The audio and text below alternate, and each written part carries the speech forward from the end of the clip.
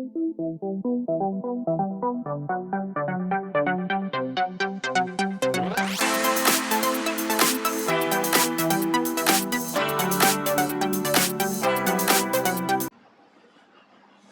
नमस्कार, स्वागत है एक बार फिर से हमारे YouTube चैनल पर। प्यारे बच्चों, आज के लेक्चर में हम द्विघात समीकरण में जो ऑब्जेक्टिव सवाल हम हल कर रहे हैं उसका अगला पार्ट करने जा रहे हैं। प्यारे बच्चों, अभी तक हमने 1 से लेकर 25 तक का सॉल्यूशन किया है। 26 से आज हम सॉल्यूशन करेंगे। आइए देखते हैं। 26 नंबर में कहता है x इज ग्रेटर देन 0 और x square plus 1/x square बराबर कहता है 14। तो x प्लस 1/x बराबर क्या होगा। सबसे पहले सवाल पर फोकस करें। इस टाइप का जब भी सवाल आए थोड़ा सा ध्यान रखना है इसमें कि इसमें कुछ ऐड करके परफेक्ट स्क्वायर बनाने का प्रयास करेंगे। सबसे पहले और आसानी से काम होने वाला सवाल रहेगा। तो चूंकि यहाँ देखें अपने पास प्रोवाइडेड है x square plus 1/x square बराबर 14। यहाँ एक काम करेंगे, हम इसमें 2 ऐड करेंगे तो परफेक्ट स्क्वायर हो जाएगा। तो 2 इधर ऐड किया है तो इधर भी 2 ऐड करेंगे। आप देखेंगे यहाँ गौर से, ये बना है x square plus 1/x square और प्लस इस 2 को हम लिख सकते हैं 2 × x × 1/x ऐसे लिखा जा सकता है। x कटेगा। इसी टाइप का सवाल या इसी ढंग का काम होने का वाला सवाल रहेगा जो दिया रहेगा। तो ध्यान रखना है, ये x कटेगा, वापस से 2 ही बचेगा। करने से फायदा ये हुआ, इधर तो हो गया 16। यहाँ ये जब काम हम किया है 2 ऐड करके, इधर हो गया a square plus b square plus 2ab यानी x प्लस ये a का काम किया x और b का काम करेगा 1/x का होल स्क्वायर बराबर इधर हो गया 16। यहाँ से दोनों तरफ रूट लेंगे तो x प्लस 1/x का मान हो जाएगा ±4। अब यहाँ जो दिया है इसका उपयोग करेंगे, क्योंकि बोलता है x ग्रेटर देन 0, इसलिए x प्लस 1/x बराबर 4। 27 नंबर में देखें, यहाँ कहता है x square minus 7x plus a बराबर 2 के मूलों का गुणनफल 5 है। बता रखा है द्विघात समीकरण ax square plus bx plus c पहले बहुपद होता है और बहुपद में हम देखा है मूलों का गुणनफल होता है c/a। तो सबसे पहले इस 2 को इधर लाएंगे, यहाँ से देखेंगे इसमें इस 2 को इधर लाएंगे तो ये हो जाएगा -2 बराबर 0। ये पूरा c का काम करेगा। तो अगर द्विघात बहुपद ये है, इसका मूल अल्फा और बीटा हो तो मूलों का गुणनफल अल्फा × बीटा बताया है c/a। तो यहाँ पर मूलों का गुणनफल ही बोलता है 5 बराबर, यहाँ से c a-2 है और बटे a के जगह पर है 1। तो यहाँ से a-2 बराबर हो जाएगा 5। तो a बराबर 2 को इधर ले आएंगे तो 5 + 2 बराबर हो जाएगा 7। यही है इसमें अंतर। थोड़ा सा इसमें सावधानी से हल करेंगे। ये कहता है k के किस मान के लिए समीकरण इतना के मूल समान है। अब समान मूल में हम बताया है b स्क्वायर माइनस 4ac बराबर होना चाहिए 0, यानी विविक्तर 0 होता है समान मूल में। तो ये विविक्तर का मतलब b स्क्वायर माइनस 4ac ही होता है। तो b स्क्वायर माइनस 4ac बराबर 0 रखने से मूल समान आता है, यानी मूल समान होने का शर्त यही हम देखा है मूलों की प्रकृति में। यहाँ से b का मान रखेंगे x के साथ जो भी है, तो 3k है का स्क्वायर माइनस 4 × a के जगह पर 9 है और c के जगह पर 4 है बराबर 0। यहाँ से ये हो जाएगा 3 × 3 = 9 k स्क्वायर माइनस यहाँ से ये हो जाएगा 16 × 9 बराबर यहाँ से 0। 9 को कॉमन करेंगे, यहाँ बचेगा k स्क्वायर माइनस 16 बराबर 0। अभी यहाँ समझना है दोनों को गुना करके 0 है, तो 9 तो 0 हो नहीं सकता है, 0 इसको होना पड़ेगा, यानी k स्क्वायर माइनस 16 बराबर 0। तब यहाँ से k का मान जो होगा वो ±4 होगा। ये अंतर होगा। 27 नंबर में भी k के किस मान के लिए कहता है मूल समान भी, इसको भी मूल समान ही चाहिए। तो समान मूल के लिए हम बता रखा है सेम काम करेंगे, यानी समान मूल में हम b स्क्वायर माइनस 4ac बराबर 0 लेके चलेंगे। तो यहाँ से b का मान 2k है का स्क्वायर माइनस 4 a के जगह पर 3 है और c के जगह पर 27 है बराबर 0। यहाँ से ये 2 दूनी 4 हो जाएगा, 4 कॉमन करेंगे, यहाँ बचेगा k स्क्वायर माइनस यहाँ से ये हो जाएगा 27 81, 4 निकल गया है, यहाँ बचेगा 81 बराबर 0। अभी दोनों गुना करके 0 चाहिए, तो 4 तो 0 होगा नहीं, 0 इसको होना पड़ेगा a स्क्वायर माइनस 81 बराबर 0, इसलिए a का मान यहाँ से प्लस माइनस 9 आएगा। ये है जवाब। ध्यान रखेंगे यहाँ पर 27 दिया हुआ है, ये C का काम करेगा, ये B का और ये A का 3। तो मूल समान में इसी टाइप का जो भी सवाल यहाँ है रिपीट सवाल का किया गया है। एक ही सवाल, एक ही टाइप का सवाल बहुत बार पूछा गया है। जो काम एक्सरसाइज में किए हैं उतना ही काम यहाँ करके चलेंगे, सारे सवाल बनेंगे। यहाँ भी वही बात कहता है मूल समान, तो मूल समान में एक ही बात है, बी स्क्वायर माइनस 4ac बराबर 0। यहाँ से b का मान देखेंगे, ये है 2√6 का स्क्वायर माइनस 4 गुने a के जगह पर a ही है और c के जगह पर -1 है, बराबर हो जाएगा 0। यहाँ से ये हो जाएगा 2 दूनी 4, 6 चौक 24 और यहाँ से ये हो जाएगा माइनस माइनस प्लस 4a बराबर 0। तो यहाँ से a बराबर हो जाएगा -24 और बटे 4, -24 उधर हो जाएगा, 4 नीचे, 6 चौक 24 यानी माइनस का 6। ये है इसमें आंसर। अच्छा 31 नंबर में कहता है a का मान बताइए जिसके लिए मूल वास्तविक। अब मूल वास्तविक है, ध्यान रखेंगे मूल वास्तविक में d होता है ग्रेटर देन और इक्वल टू 0। ये बात ध्यान रखना है, वास्तविक बोला है। अगर समान और असमान की चर्चा अलग से रहेगा तब फिर बात दूसरा है, लेकिन मूल वास्तविक कह रहा है तो d ग्रेटर देन और इक्वल टू 0 और d का मतलब हम जानता है b square minus 4ac greater than और इक्वल टू 0।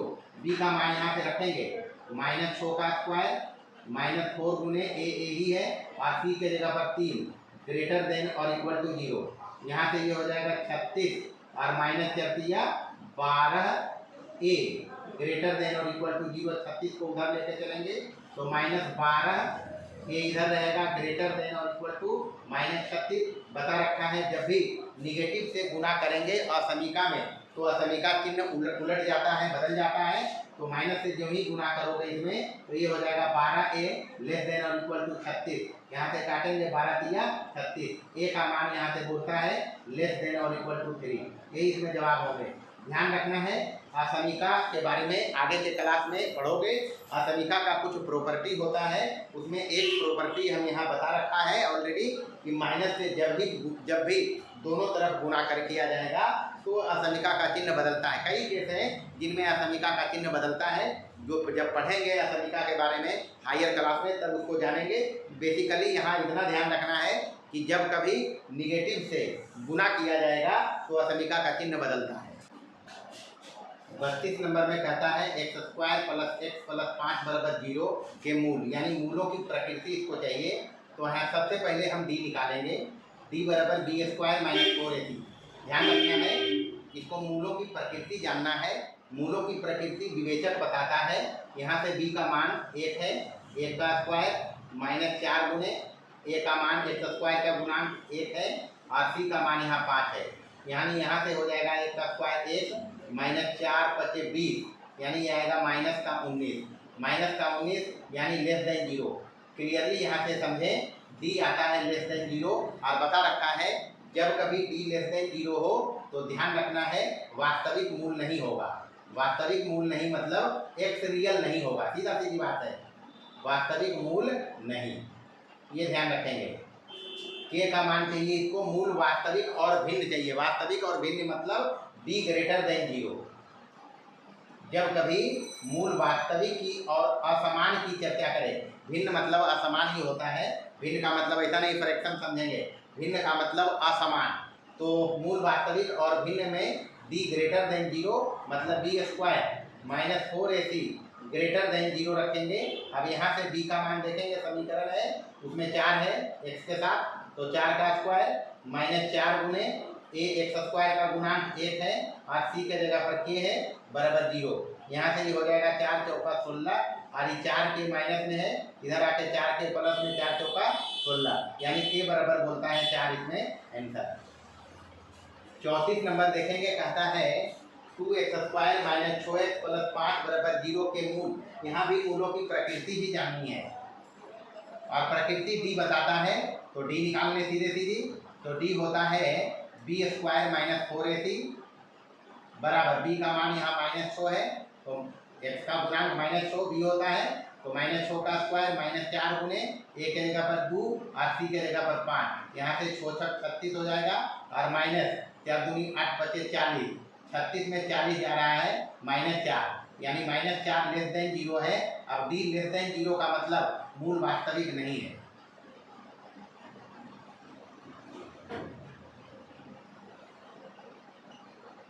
पैंतीस नंबर में दिया हुआ है द्विघात समीकरण 9x² बराबर 16। इस 16 को इधर लाएंगे या उधर ही रखेंगे, कोई अंतर नहीं है, 16 है, तो यहाँ से x² बराबर हो जाएगा 16/9, तो यहाँ से x का मान हो जाएगा +-4/3, यानी एक मूल 4/3 और दूसरा है -4/3। तो ध्यान रखें यहाँ मूल वास्तविक भी है और असमान है। सीधा मूल निकाल के ही देख लिया इसमें कि मूल कैसा आता है, तो मूल इसमें निकला है +-4/3, यानी वास्तविक और असमान। 36 में कहता है a का मान चाहिए, मूल समान चाहिए, समीकरण अपने पास है, कुछ नहीं करेंगे, समान मूल में हम बता रखा है b² - 4ac बराबर है 0। b का मान यहाँ देखेंगे है 4, तो 4 का स्क्वायर -4 गुने a के जगह पर a ही है, ये c 3 है बराबर 0, यहाँ से 4 चौका 16 और 4 या 12, एक उधर ले जाएंगे प्लस हो जाएगा, a बराबर हो जाएगा 16/12, काटेंगे 4 चौक 16, 3 चौक 12, यानी a का मान आता है 4/3। ये है आंसर। 37 नंबर देखेंगे, शाब्दिक समस्या है। कहता है एक आदमी ने 4200 रुपये में कुछ बकरियों को खरीद कर देखता है कि यदि इसी रुपया में, मतलब प्रश्न को समझना, इस टाइप का सवाल बहुत सा देखा है हम सब समस्या में। सबसे पहले बकरी हम मानेंगे, जो खरीदता है वो बकरी की संख्या हम मान लिया x है। ऑब्जेक्टिव सवाल में चर्चा में आया है हमको द्विघात समीकरण बनाना है, तो टोटल बकरी खरीदता है वो 4200 रुपये का, यानी इसमें लागत जो लगा रहा है वो है 4200 रुपये का। अब यहाँ समझेंगे, अगर x बकरी खरीद रहा है 4200 रुपये में, समझेंगे बात को, तो एक बकरी का लागत हम बता सकते हैं।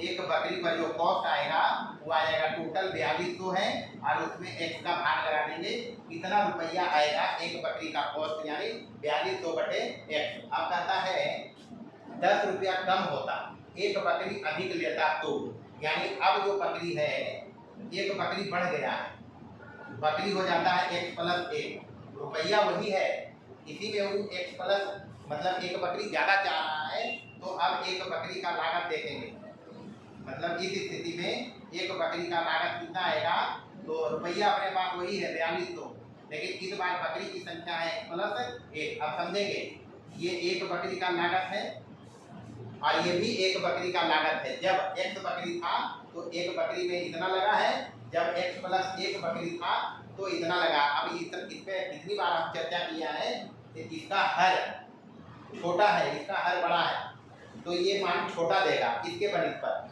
यानी ये ज़्यादा है, ये ज़्यादा है एक बकरी का लागत, तभी तो उसको एक ही बकरी ही मिला है। ये कम लागत है तब उसको x+ ज़्यादा मिल रहा है, और एक डिफरेंस जो है दोनों में 10 का है। तो प्रश्न से पहला जो दाम है 42 यही ज़्यादा है, यानी 4200/x माइनस 4200/x+1 बराबर ये है 10। क्लियरली यहाँ से समझेंगे। कितनी बार इस पर हम चर्चा किया है, जिसका हर बड़ा होता है वो छोटा होता है टोटल मान जो, यानी 4200/x+1 है, तो ये जो मान देगा इससे कम मान देगा, यानी ये बड़ा है दोनों में, तो ये दोनों का डिफरेंस दिया हुआ है 10, ये समझना है। अब इसको द्विघात समीकरण में कन्वर्ट करना है, तो ऊपर से 42 को कॉमन करेंगे, यहाँ बचेगा 1/x माइनस यहाँ बचेगा 1/x+1, और इधर है 10, यहाँ से ये एक 0 काट लेंगे, तो अब यहाँ जो बचेगा अपने पास 420, और इधर हो गया एलसीएम ले लेंगे x × x+1, और यहाँ इस क्रॉस गुना करेंगे, ये हो जाएगा x+1 और माइनस का x, इधर रह गया अपने पास 1। अब यहाँ से देखेंगे -x + x कट गया, बचा 1 गुना होगा तो 420 और नीचे हो जाएगा एक्स स्क्वायर प्लस एक्स बराबर 1। क्रॉस मल्टीप्लीकेशन करेंगे तो एक्स स्क्वायर प्लस एक्स बराबर 420, यानी यहाँ से ये हो जाएगा x square plus x minus 420 बराबर 0, और यही द्विघात समीकरण इसमें बनेगा। तो इस प्रकार हमने द्विघात समीकरण में जो वस्तुनिष्ठ सवाल का जो एक्सरसाइज अपना था उसको पूरा हल किया है। प्यारे बच्चों, बार बार मैं चर्चा करता है कि वस्तुनिष्ठ सवाल या फिर अति लघुतरीय सवाल या फिर एक्सरसाइज जब भी करते हैं तो कंसेप्ट की आवश्यकता पड़ती है और कंसेप्ट पर फोकस करना है, ध्यान रखना है। कंसेप्ट को कभी रटने का प्रयास नहीं करना है, कंसेप्ट को समझना है बारीकी से, उसका उपयोग करना है हिसाब बनाने में। वो अपने आप उस पर पकड़ बनेगी तभी हिसाब बनेगा। तो प्यारे बच्चों, मिलते हैं अगले क्लास में। अगर हमारा लेक्चर पसंद आया हो तो इसको लाइक करें, शेयर करें और हमारे चैनल को सब्सक्राइब करें। धन्यवाद।